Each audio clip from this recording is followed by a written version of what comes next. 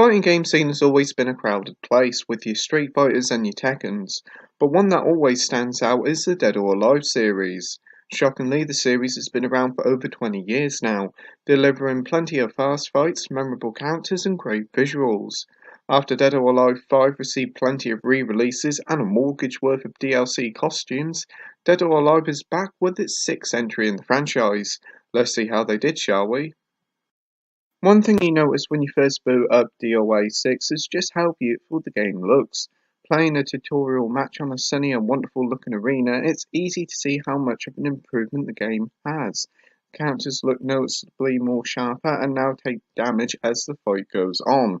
Some even show sweat, which is quite impressive when it comes to attention to detail. The series is very famous for its depiction of female characters, mainly in how a certain part of their anatomy jiggle about. And whilst developer Team Ninja did announce at E3 last year that they turned down the sexy nature of the game, truth is the titillation is still very much here. Female characters' breasts still jiggle like jelly, but there's an option to turn it down quite a fair bit, so it's much less noticeable. As for the game's risque costumes, when you first start the game you probably think the game has changed its tack as many of the ladies are covered up. Each character has plenty of unlockable costumes that require quite a lot of work to unlock them. More on how you unlock them later, but that's where the more risque costumes are. Some of them are very quite fruity. I've never really been a big fan of the sexualization of the female characters, but it's part and parcel of why the series is so popular, and if they got rid of it, fans would certainly uproar over it. But enough about that, it's time to talk about the real reason people play Dead or Alive, the fighting. The series fighting has always been one of my favourites due to the fast and frantic speed of the game, as well as its iconic triangle fighting system that plays out like rock, paper, scissors. This sees attacks beat throws, throws beat holds, and holds beats attacks. All this rings true here and all works really well. Dead or Alive 6 also spruces up the gameplay by adding a new power gauge called the Break Gauge. This gauge allows you to do some special attacks. We have the Break Blow, which is essentially an ultimate attack which knocks a big chunk of health of your opponents whilst looking really brutal. There's also a Break Hold, which is the best type of hold in the game as it returns any enemy attack. DOA 6 also takes the leaf out of Dragon Ball FighterZ, but by allowing an auto combo system which is called Fatal Rush, which allows you to attack up to 4 times to make a quick combo. If you're looking to get into fighting games, Dead or Alive 6 is actually one of the most easiest fighters to pick up and play, as there's a fun and easy to understand learning curve here.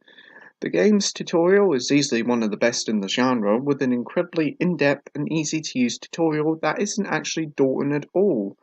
Those who are an old hand when it comes to the series will be pleased to know there's still enough depth and new combat mechanics like the break gauge to keep them interested and invested. The game's roster consists of 24 playable characters, most of them returning from Dead or Alive 5. You have series mainstays like Kasumi and Ayane, as well as Hayabusa from the Ninja Gaiden series.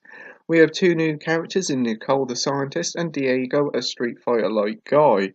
Both are decent additions to the character roster, but it would have been nice if there was a few new fighters and maybe a few guest fighters like Dead or Alive 5 had. One thing that I did get on my nerves is when I first booted up the game that there's 2 characters that are on the roster but you can't play as them due to them being pre-orderable bonuses, which can be bought with real world money. It's a bit of a cheek. But what really is a cheek is the game's Season Pass. Dead or Alive 5 was well known for the oodles of DLC it had. Most of the DLC was costumes, and to get all that DLC for that game would have cost hundreds if not thousands of pounds.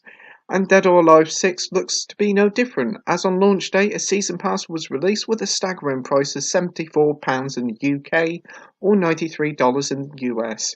This Season Pass includes only 2, yes you heard, 2 new characters, and the rest is just costumes.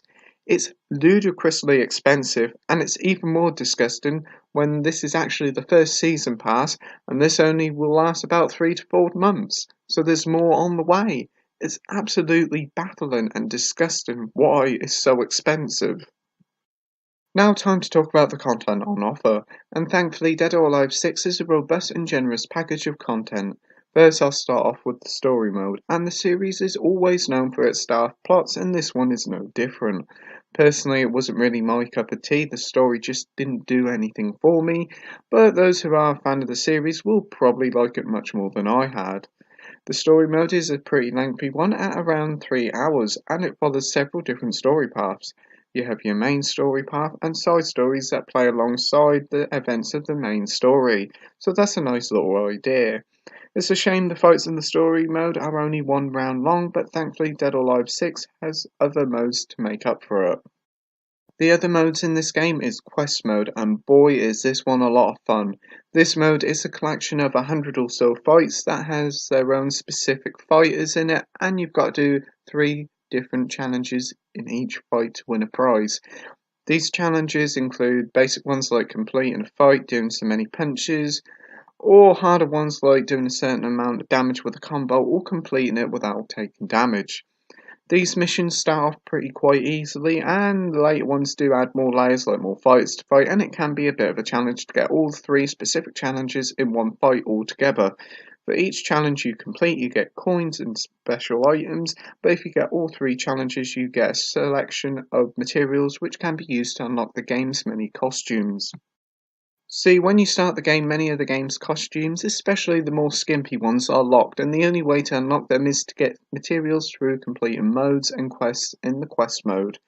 The materials you unlock are for random characters, and you only get a few bits of materials, so there's a fair bit of grind to it. But thankfully, updates and in-game events have reduced the grind quite a bit.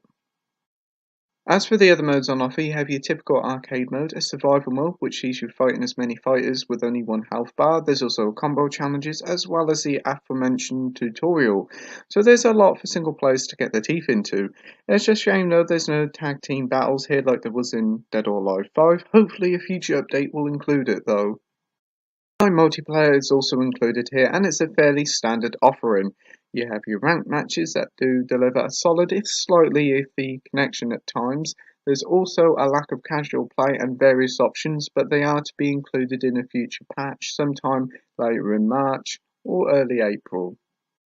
Conclusion time now, and Dead or Alive 6 is yet another fun entry in the long-running fighting franchise, featuring a healthy amount of single-player content that will provide single players plenty to do. The game is very user-friendly with in-depth tutorials to help newbies out. The break gauge system is a fantastic new addition to the gameplay that does add a lot more strategy to fights. Whilst the online is fun, it's missing a few features and it can be a bit iffy with so-so connections. The game won't win over those who aren't keen on the game's over-sexual nature, and that's fair enough, but it's the first of the many incredibly expensive season passes which does leave a sour taste in your mouth. But bar that, Dead or Alive 6 is yet another strong fighter to the impressive list of current gen fighters, so that's why I'm giving it a 7.5 out of 10 with the title of good. Thank you for watching my review, like, rate and subscribe, and until next time, happy gaming, bye!